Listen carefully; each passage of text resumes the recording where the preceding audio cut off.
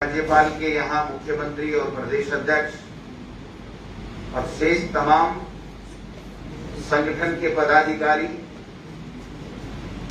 तमाम जिला कलेक्टरों के माध्यम से महामहिम राष्ट्रपति को ज्ञापन प्रस्तुत कर रहे हैं।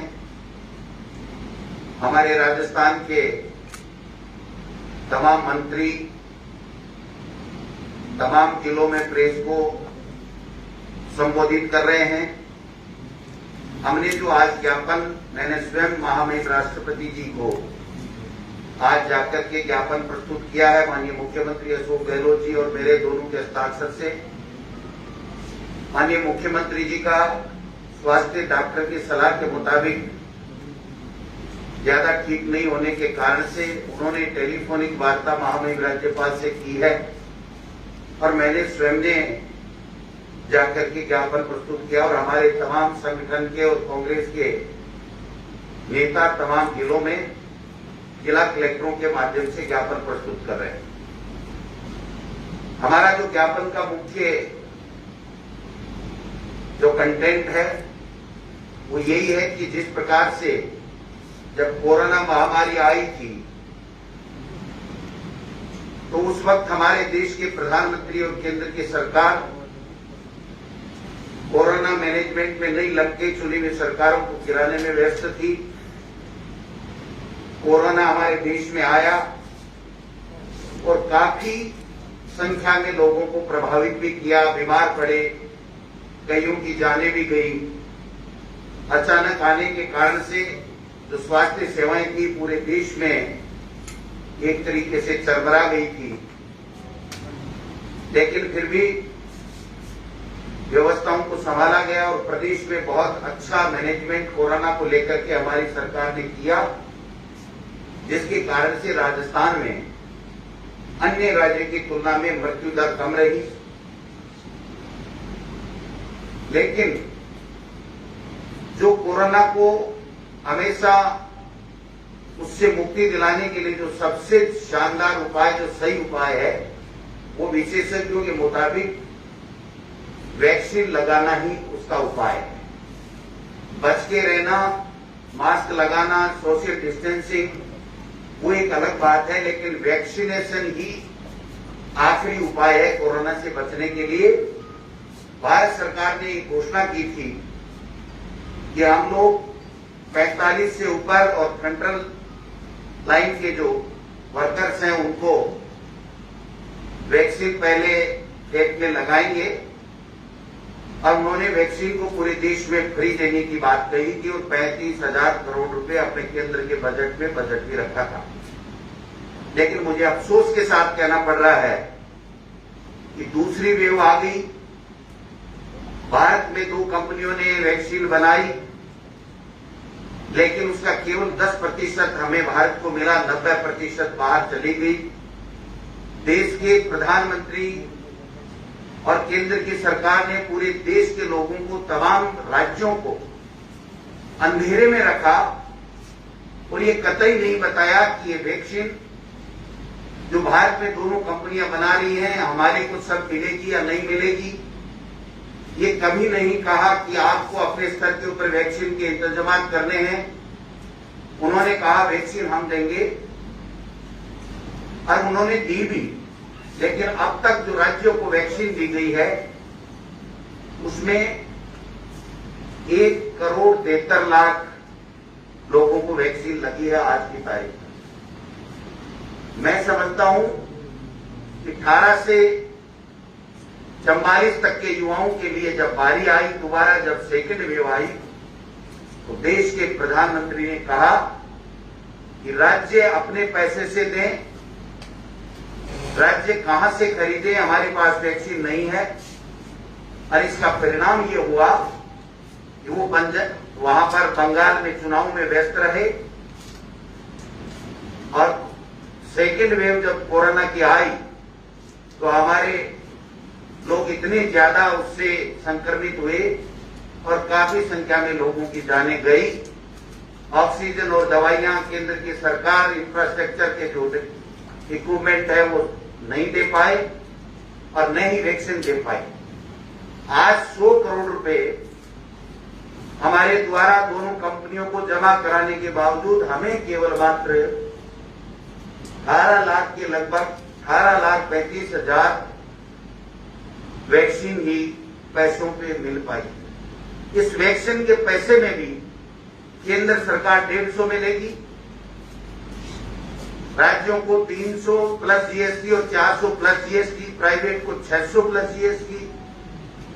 मैं समझता हूं कि केंद्र की जो वैक्सीन देने की नीति थी वो पूरी तरीके से उस नीति में विफल हुए, वो समझने में नाकामयाब रहे और ये छुपाते रहे कि हम देंगे नहीं देंगे, पैसे से लेने नहीं लेने, किसी प्रकार की बात नहीं की। और अंत में आकर के जब कोरोना की दूसरी वेव तेजी के साथ फैलने लगी तो देश के प्रधानमंत्री पर्दे से गायब हो गए और ये के आदेश निकाल दिया कि आप कहीं से भी लो, हमारे पास भी कोई वैक्सीन नहीं है। हमारे राज्यों ने ग्लोबल टेंडर किया लेकिन वो कामयाब नहीं हुए, क्योंकि जैसी परिस्थितियां हमारे अधिकारी और स्वास्थ्य मंत्री जी बता रहे हैं उसके मुताबिक वो जो कंपनियां हैं वो कहीं ये प्रमाण नहीं दे पाई कि हम वैक्सीन जो बना रहे हैं वो यही वैक्सीन है और हम ही ने बनाई है, किसी तरह का सबूत देने में वो विफल रहे। आज कांग्रेस पार्टी, सोनिया गांधी जी, हमारे नेता राहुल गांधी जी मांग कर रहे हैं कई दिनों से, कई हफ्तों से कि देश के प्रधानमंत्री जी, जब पूरी दुनिया में सभी देश वैक्सीन फ्री दे रहे हैं और मई 2020 में सब देशों ने ऑर्डर वैक्सीन कंपनियों को दे दिए थे और 2 से ज्यादा कंपनियां अप्लाई कर चुकी थी कि वैक्सीन हम बना सकते हैं, आप हमें लाइसेंस दे दीजिए, तो आपने वैक्सीन के अन्य कंपनियां जो निर्मित कर सकती थी उनको लाइसेंस क्यों नहीं दिए? आपने राज्यों को पहले क्यों नहीं बताया? आपने जनवरी 2021 से पहले विदेशों में क्यों नहीं वैक्सीन खरीदने के ऑर्डर दिए जब अन्य देश मई 2020 में दे चुके थे? आपने यहां बन रही वैक्सीन को 90% बाहर विदेशों में क्यों जाने दिया? आप 3500 करोड़ रुपए बजट में रख के राज्यों के ऊपर बाहर क्यों देना चाहते हैं? आप क्यों नहीं ग्लोबल टेंडर करके, अगर आप फ्री में नहीं दे रहे थे तो पैसे ले लेते, हमारा पैसा जो जीएसटी का जमा होता है उसमें से राज्यों से काट लेते? आपने ये नीति क्यों नहीं अपनाई?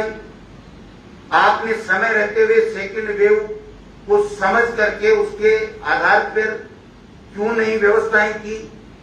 आपने जो पीएम केयर फंड पता नहीं कितने रुपए आपने जमा किए लोगों से, उसके जो इंफ्रास्ट्रक्चर खरीदा गया वो खराब क्यों निकला? आज कोई भी देश का प्रधानमंत्री या वहां का मंत्री या गृह मंत्री इन बातों का जवाब देने के लिए तैयार नहीं। हमारी पार्टी की मांग है कि तमाम लोगों को वैक्सीन फ्री उपलब्ध कराई जाए और इसी को लेकर के हमने आज ज्ञापन दिया है।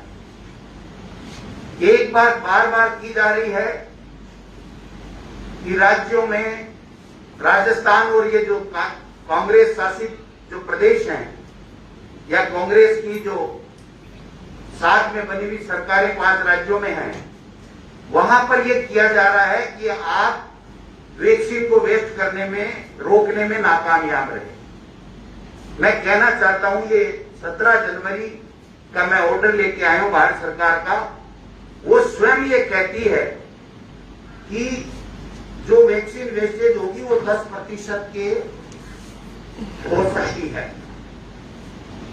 लेकिन जो भारत सरकार की वैक्सीन वेस्टेज होने का रेशियो वो 6% है और हमारे राजस्थान का वैक्सीन वेस्ट होने का 2%।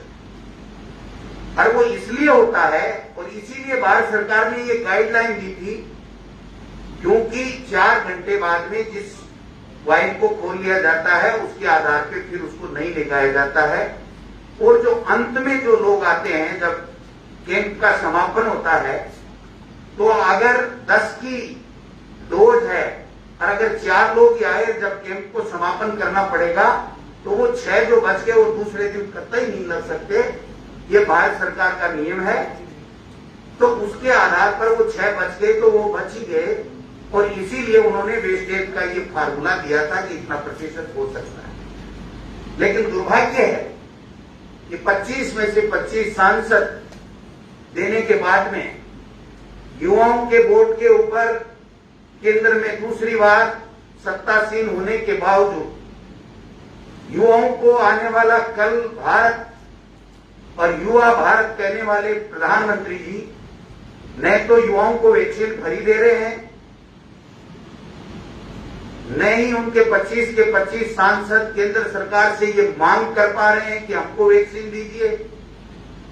और राज्यों ने तो यहां तक भी, हमारे मुख्यमंत्री जी ने तो यहां तक भी कहा कि आप पैसे ले लीजिए हमारे विधायक कोटे से, वो से, अन्य बजट से हम कटौती कर देंगे, आप हमको वैक्सीन दिलाइए, चाहे कहीं से भी दिलाएं, हम हमारे प्रदेश के युवाओं को हमारे खर्चे के ऊपर भी देने के लिए तैयार है। लेकिन वो नहीं कर पाते। आज कांग्रेस पार्टी ये मांग कर रही है कि आप फ्री में वैक्सीन लगाइए।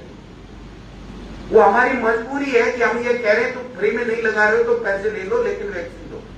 लेकिन हमारी जो मुख्य मांग है कि वैक्सीनेशन पूरे देश में सभी लोगों का देश के प्रधानमंत्री और एनडीए सरकार फ्री में कराए।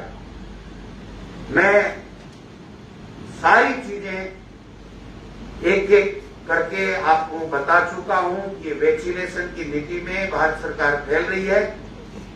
अब उल्टे इन 5 राज्यों पर दोषारोपण कर करके ध्यान हटाना चाहती है अपनी